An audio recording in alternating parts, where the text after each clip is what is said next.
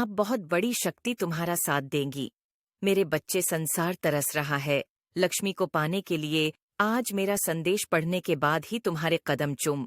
लक्ष्मी कभी कभी जीवन में कुछ छोटे छोटे और भिन्न बातें तुम्हें जानना बहुत जरूरी है।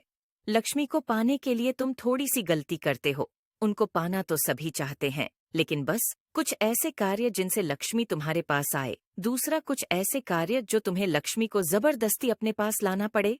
किसी चीज को क्या, किसी भी देवी देवता को तुम जबरदस्ती अपने पास नहीं रोक सकते, बल्कि प्रसन्नता से कोई तुम्हारे पास रहे, वह ज्यादा समय तक तुम्हारे साथ रहेगा।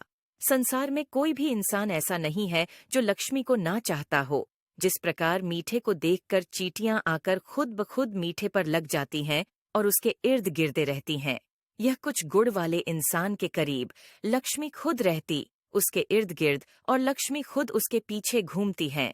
जिस इंसान के अंदर सहनशीलता की शक्ति होती है, अर्थात हर बात को सहन करने की शक्ति होती है, कोई दो बात कह दे तो उसको बर्दाश्त करने की शक्ति होती है, कठिनाइयां आती हैं तो कठिनाइयों को झेलने की शक्ति होती है, और स्थिर मन से काम करने की शक्ति होती है, उस इंसान की परीक्षा भले ही लक्ष्मी कितनी भी ले, लेकिन परीक्षा के बाद जैसे ही वह इंसान लक्ष्मी की परीक्षा में उत्तीर्ण होता है, लक्ष्मी खुद उसके पीछे पीछे अपने धीरे धीरे कदमों को रखते हुए चलती है।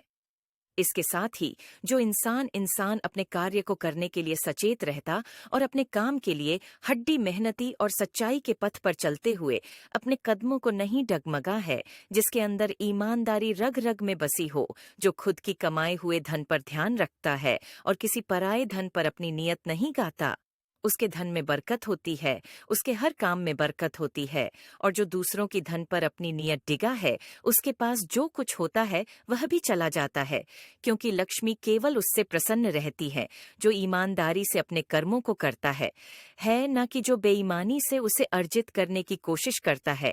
ऐसे व्यक्तियों को वह नापसंद करती है और ऐसे व्यक्तियों के करीब नहीं रहती, और न ही जो ऐसा व्यक्ति जबरदस्ती लक्ष्मी को अपने पास इकट्ठा करके रखना चाहता है, वे रुकती हैं।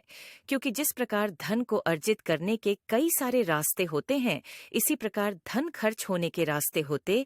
इसलिए मेरे बच्चे, तुम लक्ष्मी के पीछे दौड़ मत लगाओ, तुम उन कर्मों के पीछे दौड़ लगाओ जिन कर्मों की प्रति आकर्षित होकर लक्ष्मी स्वयं तुम्हारे पीछे दौड़ी चली आएंगी। क्योंकि कर्म ही वह शक्ति है जो इंसान को भी अपनी ओर आकर्षित करती है और ईश्वर को भी आपकी ओर आकर्षित करती है। जिस प्रकार आप अच्छे कार्य करते हैं तो सभी को अच्छे लगते हैं। माता पिता के आज्ञाकारी रहते हैं, माता पी